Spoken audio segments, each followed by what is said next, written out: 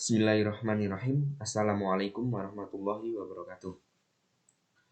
Pada pembelajaran kali ini kita akan membahas mata pelajaran matematika, yaitu tentang penjumlahan pecahan desimal dan penjumlahan pecahan persen. Nah, untuk pembahasan kali ini bisa dibuka LKS-nya halaman 14. Sambil menonton video ini, disimak juga LKS-nya di halaman 14. Nah, coba dibuka yang ayo berdiskusi. Itu ada contoh soal cerita tentang penjumlahan bilangan desimal. Nah, soalnya kayak gini. Ibu belanja di supermarket. Kemudian, ibu membeli buah semangka dan buah apel. Setelah ditimbang, ternyata buah semangka beratnya 1,4 kg. Sedangkan buah apel beratnya 0,9 kg. Nah, dapatkah kamu menghitung berapa berat buah yang dibeli ibu seluruhnya? Jadi, berapa jumlah berat buah semangka dan buah apel kalau dijumlah? Nah, dari soal cerita di atas itu adalah tentang penjumlahan bilangan pecahan desimal.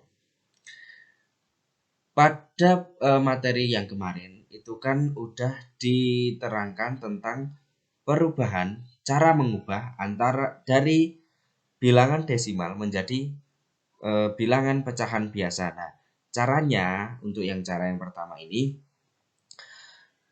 bilangan pecahan desimal ini dijadikan menjadi pecahan biasa terlebih dahulu. Nah, setelah itu dijumlah.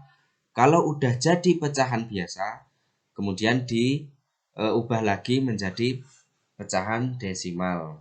Nah, mari kita coba untuk cara yang pertama. Ini 1,4 kilo, ditulis dulu 1,4 kilo ditambah berat apel 0,9 kg. Nah, untuk caranya yang kemarin, yang pertama cari yang 1,4 ini dulu. Ini dijadikan pecahan biasa dulu. Kalau di kanan koma ada satu angka, berarti di bawah pernya itu berapa? Masih ingat gak yang kemarin? Nah, berarti pernya per 10. Kalau di kanan koma ada satu angka. Kemudian untuk ngisi yang di atas ini, tinggal semua bilangan ini tanpa koma dimasukkan ke sini. Jadi hasilnya 14/10. Nah, untuk bilangan yang pertama kita udah menemukan hasil pengubahan dari pecahan desimal menjadi pecahan biasa. Nah, taruh sini. Untuk yang kedua, ini sama caranya. Kalau di kanan koma ada satu angka, berarti per 10. Ini ya. Jadi hasilnya 14/10 ditambah 9/10. Nah, karena ini penyebutnya udah sama, per 10 semua, berarti yang atas, yang bawah, berarti yang bawah itu pernya per 10 penyebutnya. Karena penyebutnya sama, tinggal ditulis aja yang bawah 10 tetap ya. Kemudian untuk mengisi yang atas, tinggal dijumlah aja 14 ditambah 9. Hasilnya berarti 23. Nah, sekarang kita udah menemukan hasil dari penjumlahan pecahan yang biasa. Setelah itu kita ubah lagi menjadi pecahan desimal. Caranya, nah, kalau pernya per 10, berarti angka di kanan koma itu ada 1. Nah, untuk memasukkannya tinggal yang atas ini dimasukkan dari belakang ya. Dari yang angka 3 dulu. Ini angka 3 dimasukkan ke sini. Nah, kemudian yang angka depannya dimasukkan ke depan koma. Jadi ini hasilnya untuk penjumlahan antara 1,4 kg ditambah 0,9 kg. Jadi berat buah yang ibu beli adalah 2,3 kg. Ini untuk cara yang pertama. Nah, apakah ada cara yang lain? Tentu ada. Nah, mari kita simak cara yang lain. Cara yang kedua ya. Untuk cara yang kedua, puluhan dijumlahkan dengan puluhan. Berarti puluhan itu nilai terkecil di kiri koma. Kemudian satuan dijumlahkan dengan satuan. Nah, ini juga di kiri koma. Kalau puluhan 2 digit angka yang paling depan, kalau satuan nilai angka yang paling belakang kalau 2 digit. Kemudian ini persepuluhan dijumlahkan dengan persepuluhan. Persepuluhan itu berarti nilai yang di kanan angka. Ini contohnya tadi kan penjumlahnya 1,4 ditambah 0,9. Kita coba. Ini kan yang 1 itu termasuk bilangan satuan. Yang 0 juga bilangan satuan.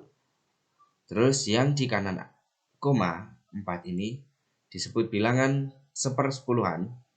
Dan yang 9 yang di kanan angka, yang di kanan koma juga bilangan sepersepuluhan. Nah, jadi tinggal dijumlah aja yang satuan ditambah satuan, yang sepersepuluhan ditambah sepersepuluhan. Mari kita coba pakai orek-orek dulu.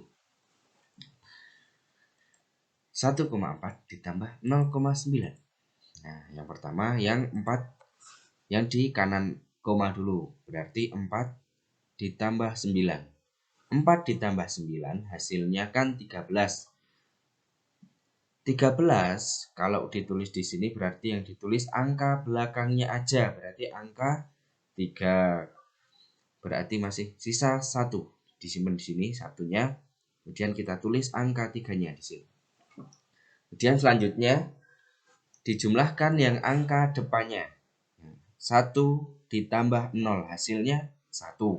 Tadi kan masih menyimpan satu angka, berarti 1 ditambah 1 hasilnya 2. Nah, jangan lupa ditambahkan koma di sini ya jadinya. Jadi hasilnya 1,4 ditambah 0,9 hasilnya 2,3 kilogram. Hasilnya sama kan antara cara yang pertama dan cara yang kedua. Nah, tadi kan ada 2 cara. Jadi boleh pilih salah satu cara yang dianggap paling mudah. Nah, kemudian untuk tugasnya, tugas yang pertama, kerjakan halaman 14 yang ayo berdiskusi, yang ayo berlatih, dan ayo berdiskusi. Itu dikerjakan di buku tulis ya.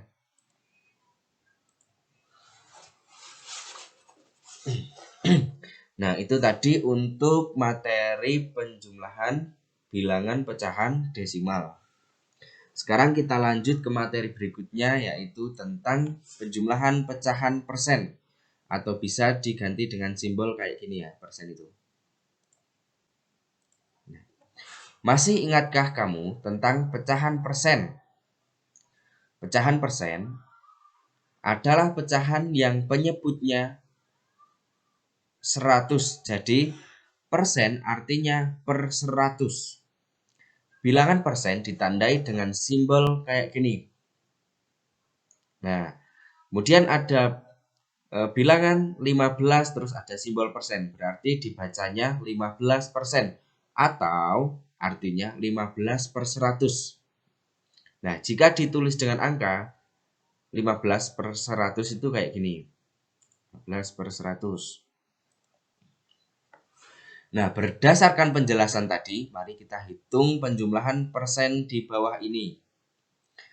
Contoh soalnya, berapakah hasil penjumlahan dari 24% ditambah 30%?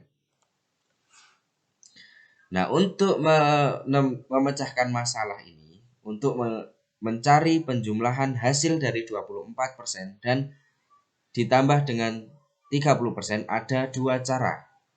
Untuk cara yang pertama, caranya gini. 24% itu kan sama dengan 24 per 100. Sedangkan 30% itu artinya 30 per 100. Jadi 24% ditambah 30% itu sama saja dengan 24 per 100 ditambah 30 per 100. Untuk penjumlahnya masih ingat kan? Bila penyebutnya sama, berarti tinggal ditulis aja di sini. Ditulis penyebutnya 100. Kemudian untuk yang atas, tinggal yang ini ditambahkan yang ini. Hasilnya berarti 24 ditambah 30. Hasilnya 54. Nah, 54 per 100 itu bisa ditulis jadi 54%. Nah, gitu ya. Per 100 itu kan persen, berarti kalau 54 per 100 berarti sama dengan 54%. Ini untuk cara yang pertama. Kemudian kita lanjut dengan cara yang kedua. Cara yang kedua, kedua pecahan sama-sama dinyatakan dalam persen, sehingga dapat dijumlahkan langsung, secara langsung. Anggap saja persennya itu nggak ada, berarti tinggal dijumlahkan aja 24 ditambah 30. Hasilnya kan 54. Nah, karena bilangannya sama-sama persen, tinggal dimasukkan aja persennya, berarti 54%. Nah, itu untuk cara yang kedua. Silahkan boleh pilih untuk cara yang pertama atau cara yang kedua. Kalau menurut saya itu lebih mudah pakai cara yang kedua, lebih simpel ya. Nah, itu untuk materi penjumlahan pecahan persen. Kemudian untuk tugas yang kedua, kerjakan Ayo Berlatih 5 halaman 15. Dikerjakan di buku tugas ya, seperti biasanya. Nah, demikian materi untuk pembelajaran tadi, yaitu tentang penjumlahan bilangan desimal dan penjumlahan bilangan pecahan persen. Terima kasih. Wassalamualaikum warahmatullahi wabarakatuh.